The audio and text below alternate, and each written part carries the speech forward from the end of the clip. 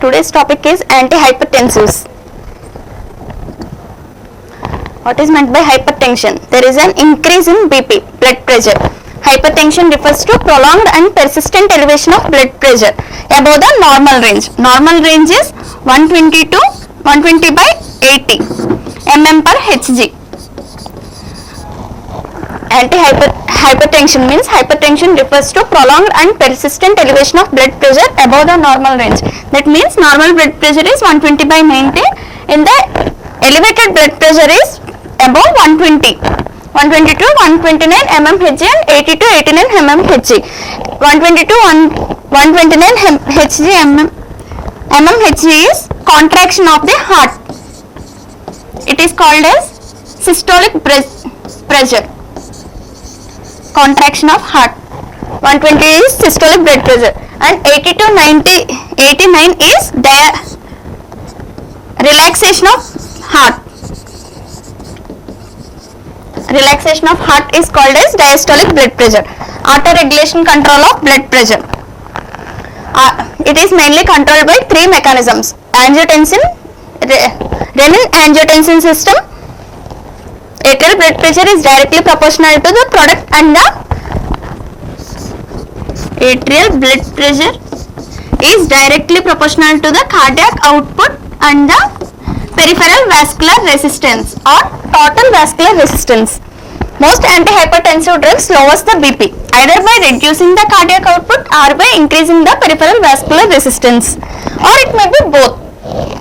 Next, physiologically, the cardiac output and the peripheral vascular system is by three mechanisms. That three mechanisms are renin-angiotensin-aldosterone system, baroreceptors mediated by the autonomic nervous system, and the local hormones related to the epithelium.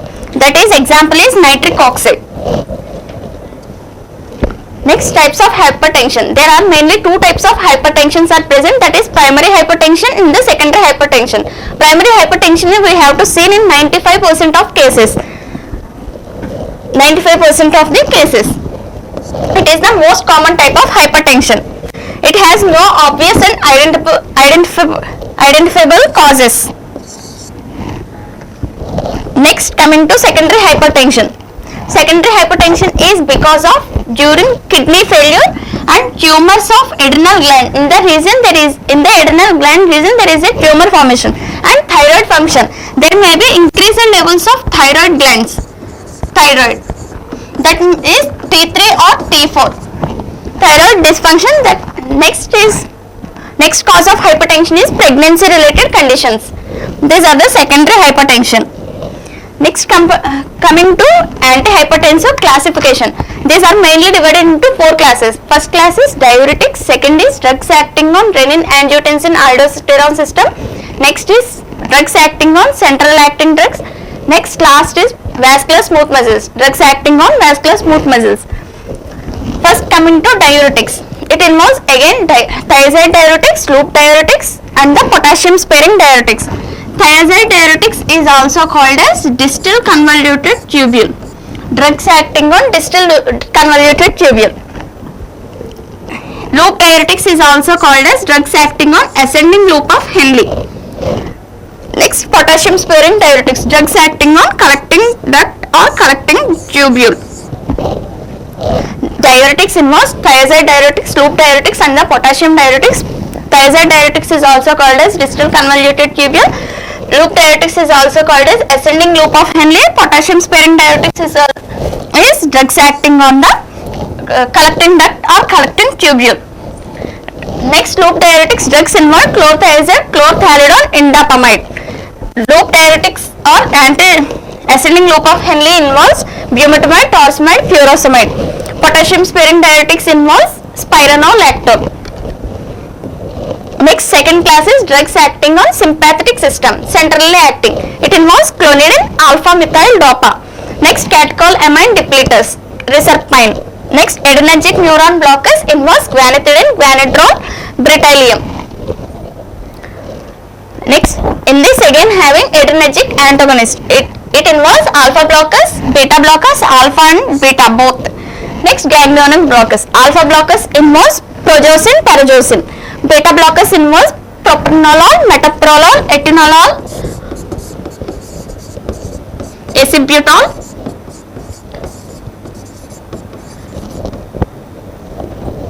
These all drugs involves in beta blockers. Both alpha and beta blockers involves labetalol or carvedilol.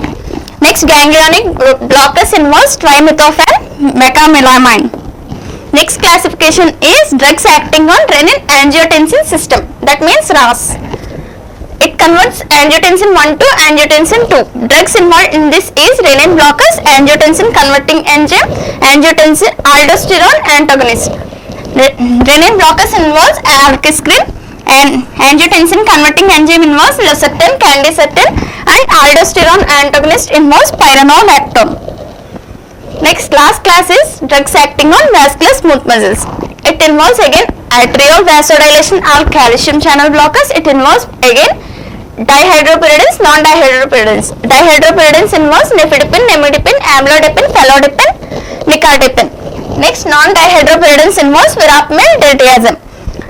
In this again involves vascular smooth muscles, arteriolar and ventricular vasodilation. In this drugs involved is sodium nitroprusside. Next, diuretics. First class is diuretics in the antihypertensive. Diuretics means it involves thiazide diuretics, loop diuretics and the potassium sparing diuretics. Thiazide diuretics are recommended as the first line of treatment for blood pressure. Thiazide diuretics is the first line of treatment for the blood pressure. Loop diuretics are prescribed for patients who having heart failure, kidney failure. In case of kidney failure conditions and the heart failure conditions, loop diuretics are used, but they are rarely prescribed for patients who are having high blood pressure. These drugs will not be allowed for the patients. Next, potassium sparing diuretics might be used along with other diuretics. You have low potassium levels. It does not use it singly. It is mingled along with loop diuretics or thiazide diuretics. Next, coming to mechanism of action of diuretics. Diuretics causes kidney to retain the sodium and water from the body, to remove sodium and water from the body.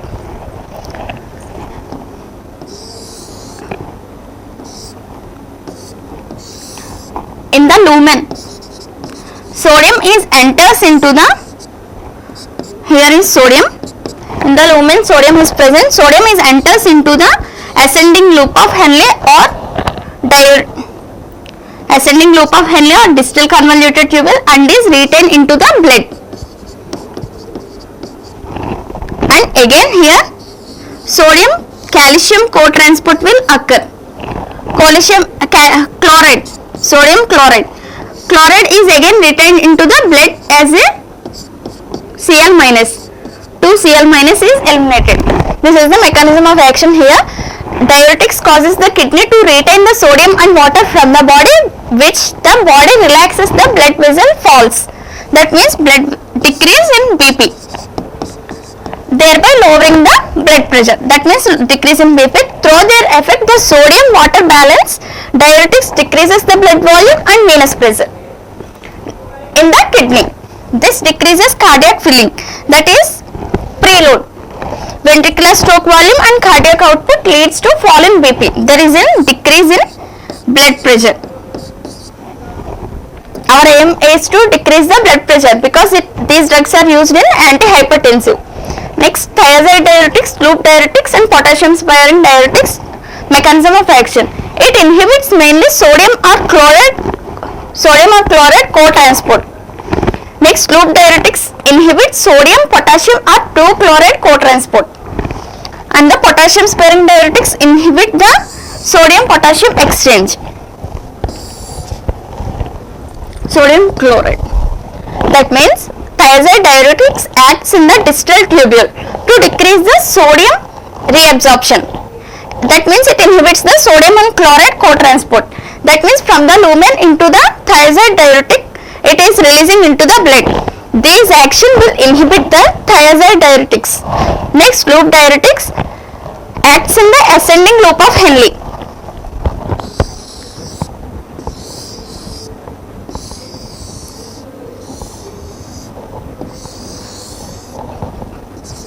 glomerular filtration, this is descending distal convoluted tubule, collecting duct, ascending loop of Henle. Here loop diuretics acts on ascending loop of Henle. Here loop diuretics will act.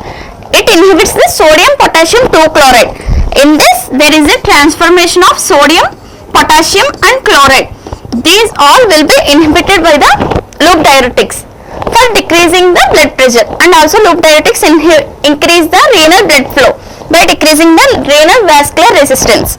Next, coming to potassium sparing diuretics. It is acts in the collecting duct. Here is the collecting duct or collecting tubule, and collecting inhibit sodium potassium exchange. They act as aldosterone antagonist. This is the mechanism of action of diuretics. Next, coming to adverse effects. Adverse effects involves when the potassium supplement is decreased by adding the diuretics. Here, by using the diuretics, there is a decrease in levels of potassium levels. So it is called as hypokalemia. Hypokalemia means there is a decreased potassium levels. This sometimes requires treatment with the potassium supplements. Through how the potassium supplements will enter through by adding the potassium sparing diuretics. Next side effect is adverse effect is hyperkalemia. There is an increase in levels of potassium. If we are using heavy amount of potassium sparing diuretics, it causes hyperkalemia. Next, thiazide diuretics and loop diuretics adverse reactions is hypokalemia. Decrease in levels of potassium in the blood. Next, metabolic alkalosis. Next, dehydration, that means thirst formation, thirsty like feeling. Next, hypotension, there is a decrease in BP. Next, hyperuricemia. Hyperuricemia means deposition of uric acid crystals. Uric acid.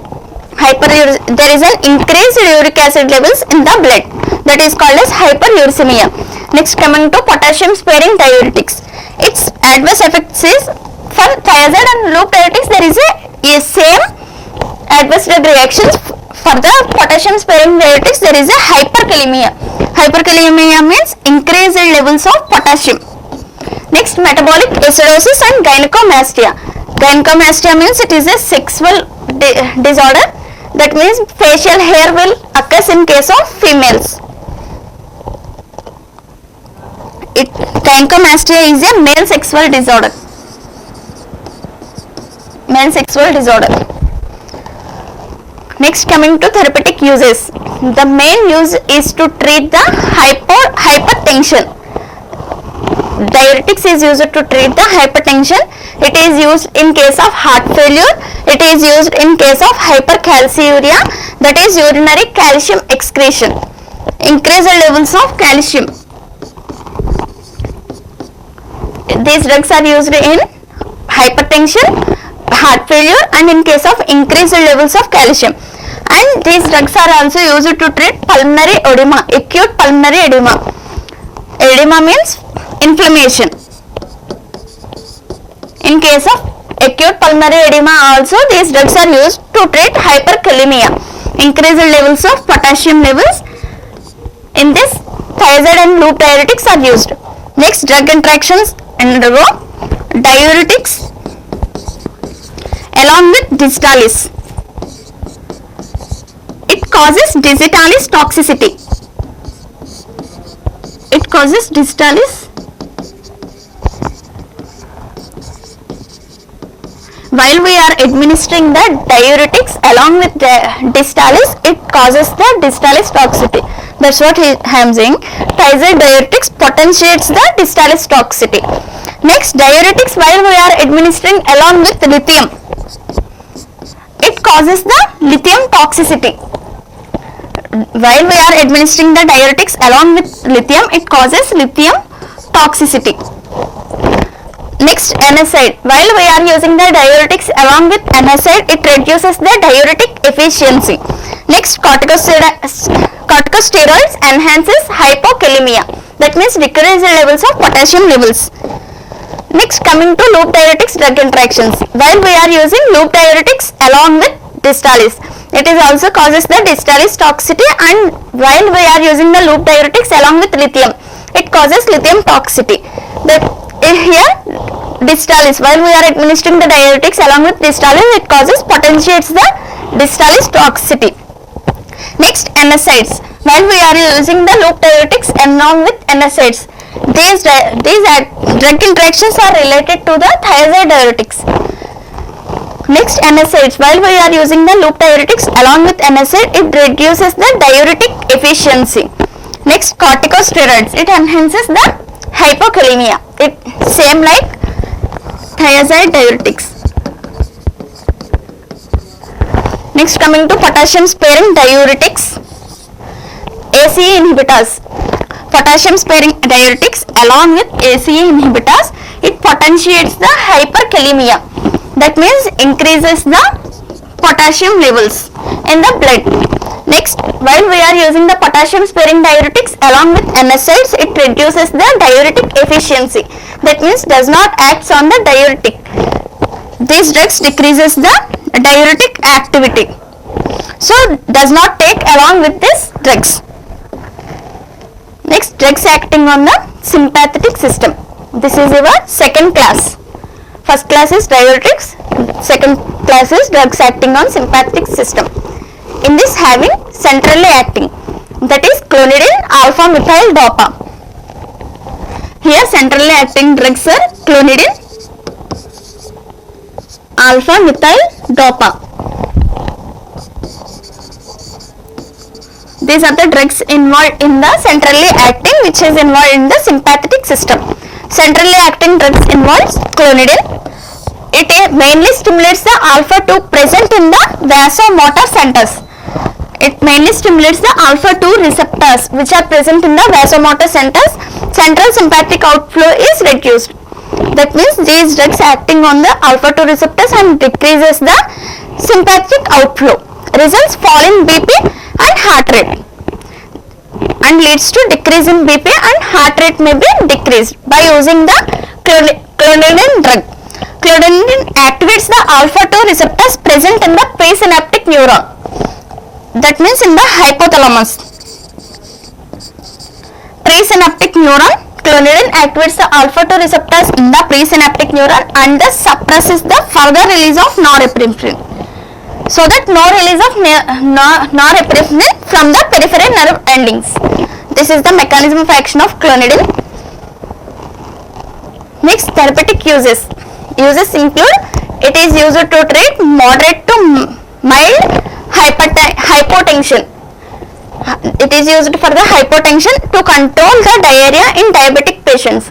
These drugs are used to control the diarrhea in case of diabetic patients with autonomic neuropathy.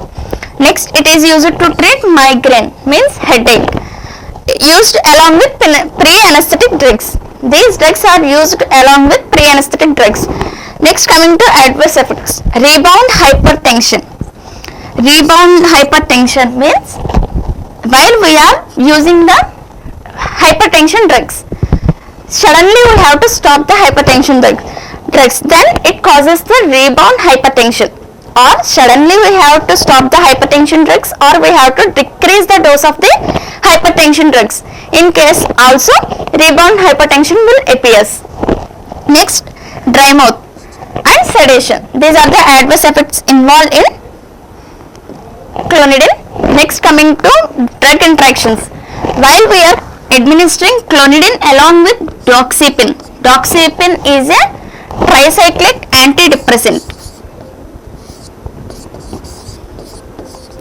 Doxepin is a tricyclic antidepressant. While we are administering the clonidine along with doxepin, it leads to diarrhea, vomiting, dizziness, headache and sweating. These drugs causes these side effects like nausea, vomiting, dizziness, headache and sweating. Next, coming to alpha methyl dopa. In your second class drugs acting on sympathetic system, there is a first one is centrally acting, next second one is alpha methyl dopa. In that clonidine alpha methyl dopa mechanism of action undergoes decarboxylation. alpha methyl dopa undergoes decarboxylation and forms alpha methyl dopamine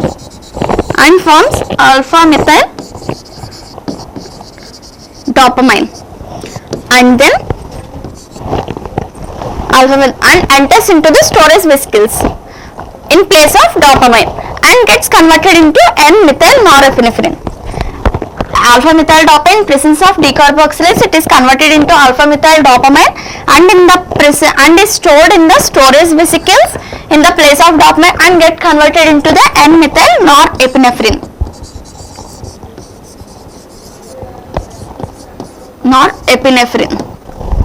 By dopamine beta hydroxylase. In the presence of dopamine beta hydroxylase, alpha methyl dopa converted into alpha methyl dopamine in the presence of decarboxylase and undergo dopamine beta hydroxylase and forms N-methyl norepinephrine.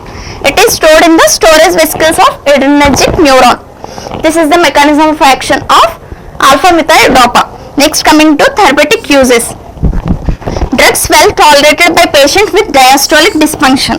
That is there is a alteration in the diastolic normal blood pressure is 80 to 89 mmHg, but there is a alterations by the diastolic dysfunction. Next, reduction in the ventricular hypertrophy. Next use is reduction in the renal vascular resistance. Next, adverse effects include hepatotoxicity, there is a liver toxicity. Next, dry mouth, sedation, gynecomastia in males, galactorrhea in females. Gynecomastia in males and galactorrhea in females. These two are sexual disorders.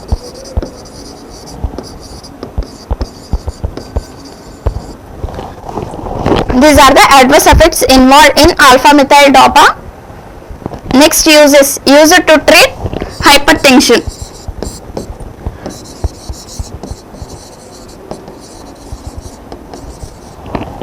Thank you.